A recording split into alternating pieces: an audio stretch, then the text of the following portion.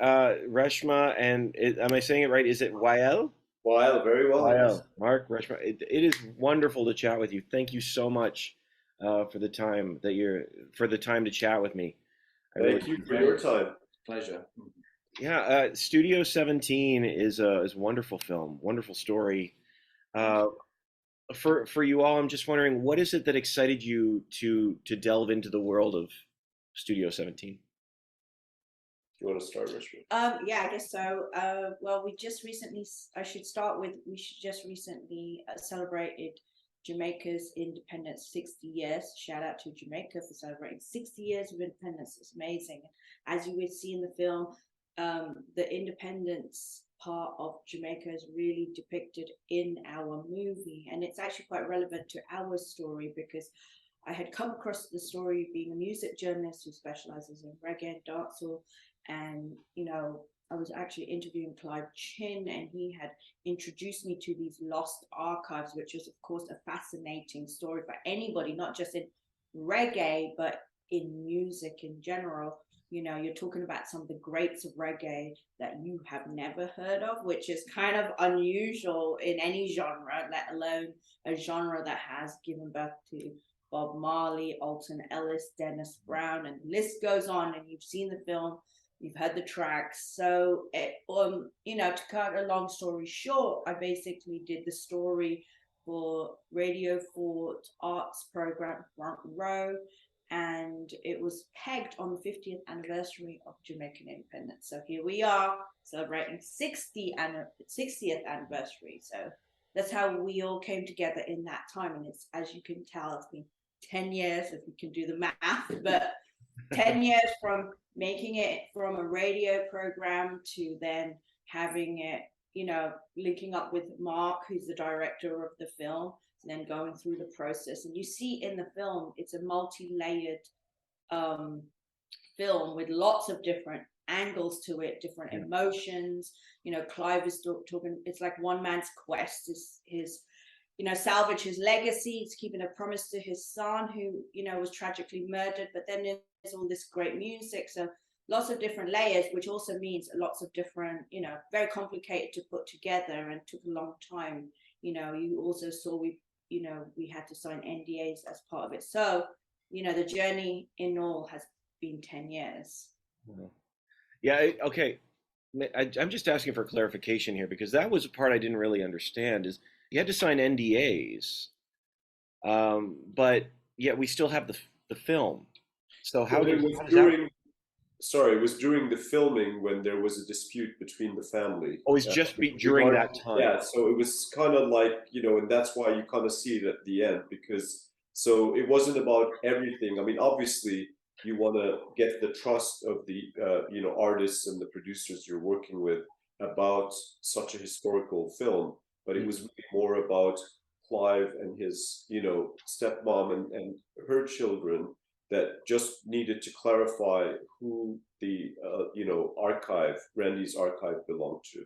So as Wael said, Vincent Chin left his son, the Randy's archive, which he did a lot of work at, which you see in the film. Yeah. But somewhere along the line, it became a dispute within the family politics. So we had already started filming that, and Mark had already, taken on the project, and we're doing so much. As you saw, we had done so much filming. So this was like a shock to us also. We didn't even know that the film may or may not come out, but it went one way, it went in Clive's favor, so we were able to finish the film, I guess. and that's one of the reasons that I got involved. As an executive producer, I always look for films that are not just about topics that I'm passionate about. I'm a songwriter, so I'm passionate about music, about reggae music as well. But for me, it's the human element stories, those kind of human stories that are moving just beyond, it's people sometimes think it's just about reggae. It's much more than that.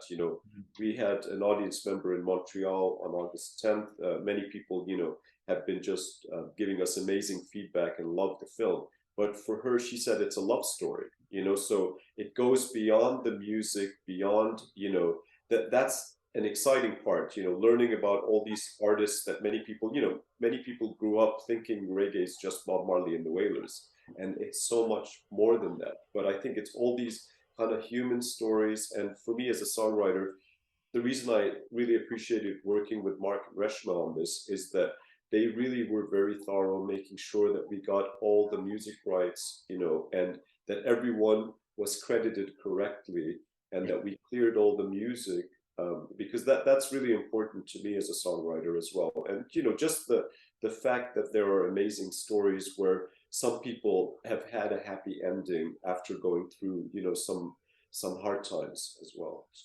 Mark, what about you? In terms of your favorite or how you got involved, I guess. Well, how I got involved is I met Reshma, actually fairly randomly at my birthday party. She came with a friend of mine, and I had fairly recently, prior to that, made another film also set in Jamaica. So Jamaica was on my mind. I'd been driving around Jamaica in a small van with a lot of Bob Marley playing as we drove around. So it was fresh in my mind. And when I met Reshma, she told me about the story that she had sort of uncovered and had already done a radio program about and written about, and we met up, and the more I heard about it, the more interesting I thought the whole thing was. It wasn't just a sort of release of music, it was the whole story about a family, it was a historical story, it had so many different layers to the whole thing, the tragedy of his son, of Clive's son, and there were a lot of aspects to the whole thing, and of course great music, a great film and a great soundtrack. I felt like you couldn't really go wrong with it, but of course it wasn't all easy going. It was tough. I mean, I really just took it on myself to start with, and then we gradually managed to engage other people. Initially, a little bit from the BBC got a little bit involved, and Wael got involved, but it was bit by bit, and then we had, as Reshma said, we had the sort of year with the legal dispute where we were floundering a bit, wondering if we were ever going to be able to finish it, because that could have sunk the whole project, So, but in fact, that got resolved, and we came out at the end of the day with the finished film. Luckily, they did sort it out of court, so that was good. Well, it's wonderful. It's incredible. And like you said, the music is just phenomenal all the way through. I wanted to ask you about Randy's. Just Randy's is itself as a space. It's funny. Like at the beginning of the film, there's a reference that says Randy's is Zion, and it's like this place. There's some energy of the creative space that was happening in that studio.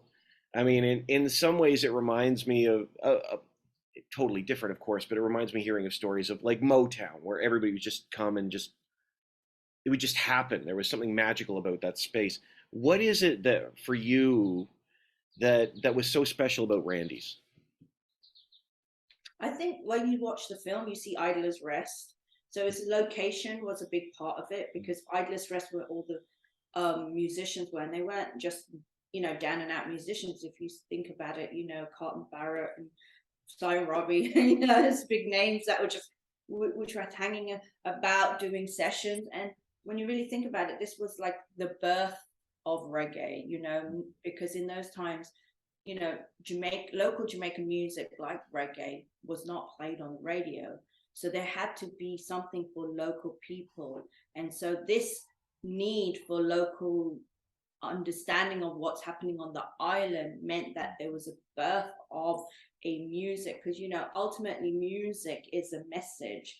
Yeah. And this is how this, you see in the film, like how the music changes on the island from ska to rock steady to reggae, and all of it is to do with the mood and the change of how things are happening. Things are happy at independence, things get politically stressful, so music reflects that. And so Randy's was accommodating local musicians, local producers. So of course, naturally it becomes a hub. As you mentioned, you compared it to Motown. Motown was doing almost exactly the same thing. Berry Gordy putting on this, allowing all these musicians and artists to come together who were no-name people at the time, of course, but they're making magic happen. And, you know, if you think about Scratch Perry, you know, the Mad Genius, or Peter Tosh, or Dennis Brown, or Bunny Wailer, hey, Bob Marley, you know, like you're talking about putting these creatives together in one space. You know, Randy's was one of many. You're talking about Dynamic, Federation, Studio One, you know, all of these. There were some prominent studios that were doing this, but the difference with Randy's was it was located in the heart of Parade. And so it had all this energy going around. On top of that, sorry, Mark, on top of that, I love the fact that there's a record store right downstairs. I mean, so like catering not only to the musicians and the artists, but the tastes of the locals, you know, the people.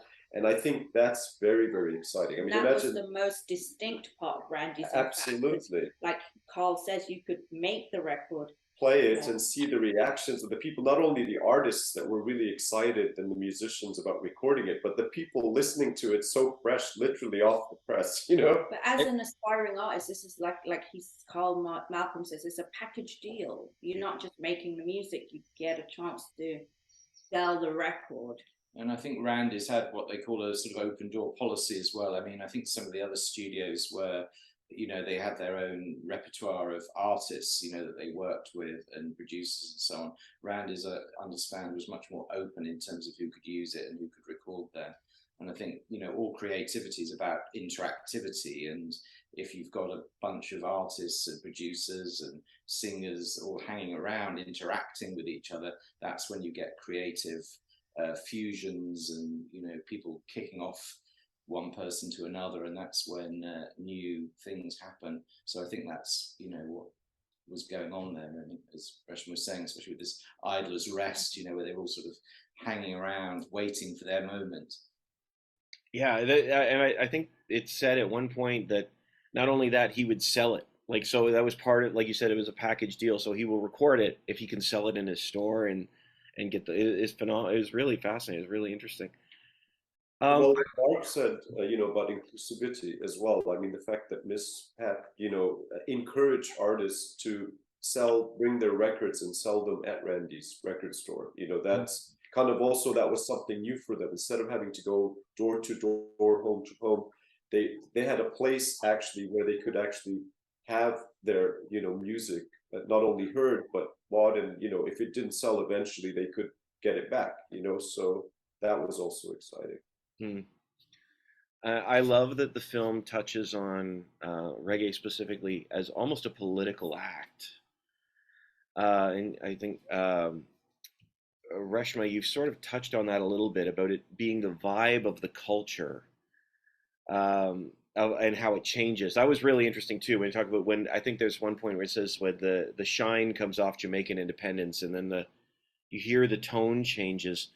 I was wondering what you think, how you feel the influence of reggae would have had on the culture, but also on the political situation at the time. I think that reggae was, as I mentioned before, was born out of a need and necessity for local voices.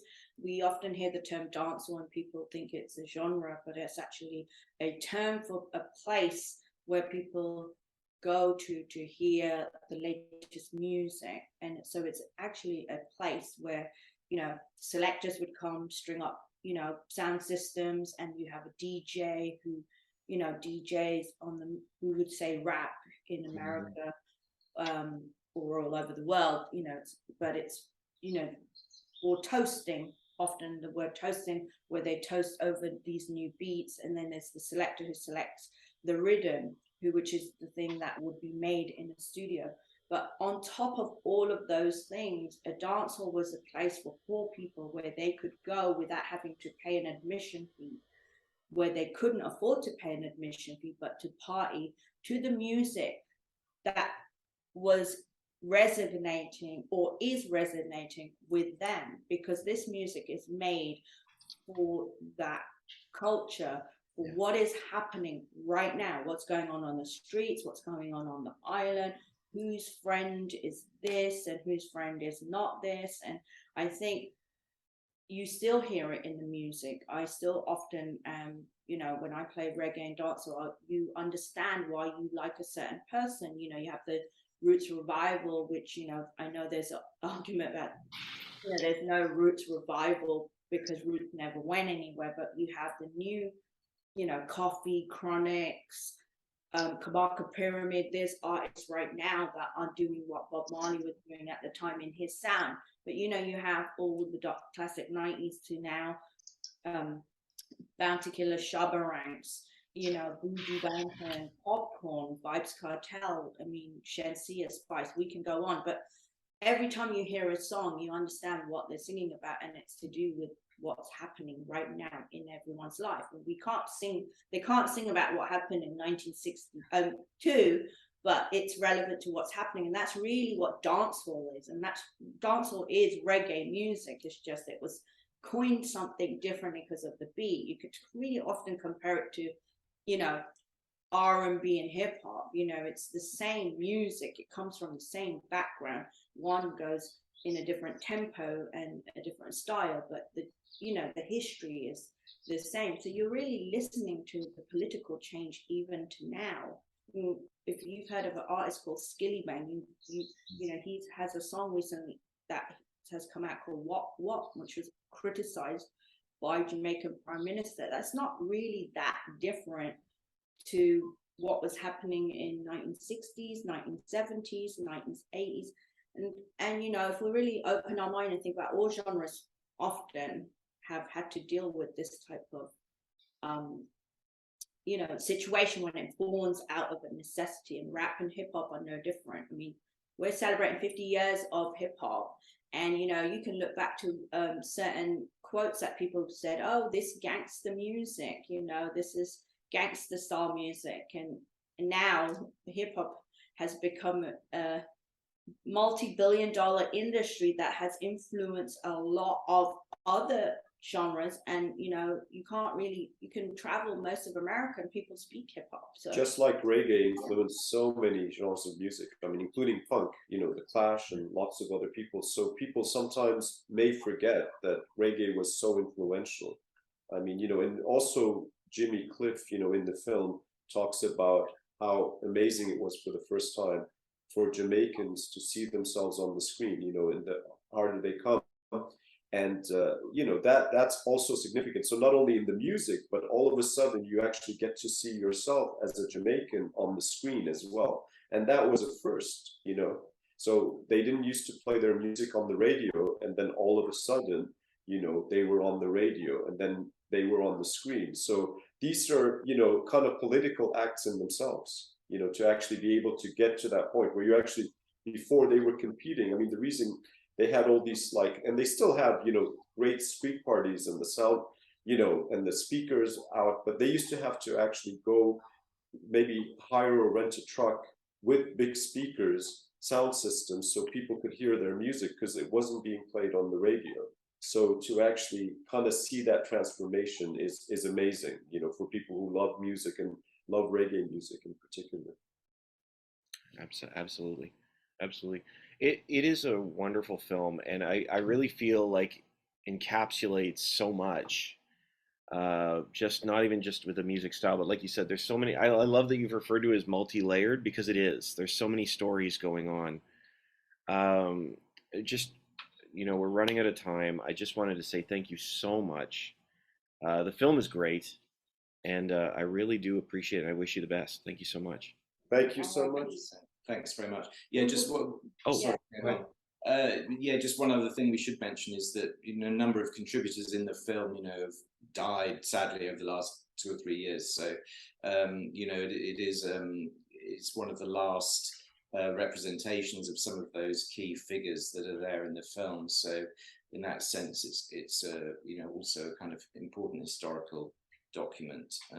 Like Lee Scratch Perry, Bunny Lee, you know, other people. Rico Rodriguez. Bunny Whaley. I wanted to just mention that because, you know, we couldn't get everybody in the film already. We've lost so many greats, but even in the last 2 years, as Mark says, you know, this film really, we were so lucky to get some of the greats that, you know, passed away. And we really appreciate your time and your energy, and also the fact that you've been interested in the film. I hope your audience really enjoys it. When I think you guys can talk about where we're going to show We're it going to be in next. Vancouver on September 5th, Edmonton September 7th, Calgary September 9th, and we're waiting for confirmation from the cinema in Winnipeg.